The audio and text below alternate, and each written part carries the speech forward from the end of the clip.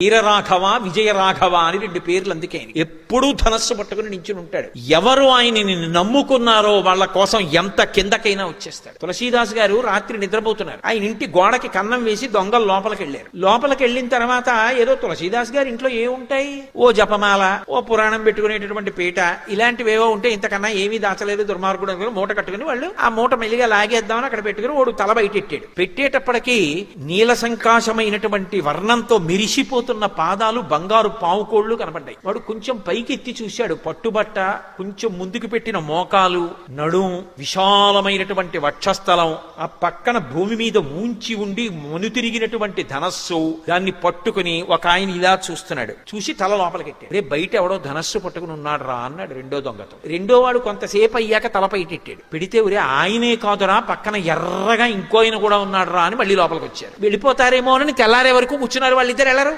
ఆఖరికి తెల్లవారిపోయిందంటే తెల్లవారిపోయాక తులసీదాస్ గారు నిద్రలేస్తారా? తెల్లవారుజాము సమయం అయింది. తులసీదాస్ గారు నిద్రలేచారు. ఇలా బయటకు వచ్చేటప్పటికి దొంగలు ఇద్దరు కూర్చుని ఉన్నారు, అన్ని మూట కట్టుకుని. ఆయన చూశారు. నమ చౌరాయిచ శిష్యాయిచ భేర్యాయిచ శకత్యాయిచ ప్రవాహ్యాయిచ. దొంగలో కూడా ఈశ్వరుణ్ణి చూస్తారు. ఆయన అన్నారు, అయ్యయ్యో అదేమిటి అలా మూట కట్టు కూర్చున్నారు, వెళ్ళిపోయారా అన్నారు. ఆ పాటి ఇంగిత జ్ఞానం మాకు లేక కాదు. బయటికి ఎడదామంటే ఇద్దరు నించున్నారు. ఒకడు నల్లగా ఉన్నాడు, ఒకడు ఎర్రగా ఉన్నాడు. రాత్రంతా నించునే ఉన్నారు. పైగా చేతిలో కోదండాలున్నాయి. ఇలా చూస్తున్నారు. కానీ అంత అందంగా ఉన్నారు. అలా చూసిన వాళ్ళ అంతం ఏమిటో అలా ఉంది. ఎవరు వాళ్ళని తులసీదాస్ గారిని అడిగారు. తులసీదాస్ గారు బోర్న ఏడ్చారు. ఇంతోటి నా పురాణ పీఠం ఆచమన పాత్ర కోసం రాత్రంతా నించున్నారా రామలక్ష్మణులు ఇద్దరు కాపు కాయడానికి.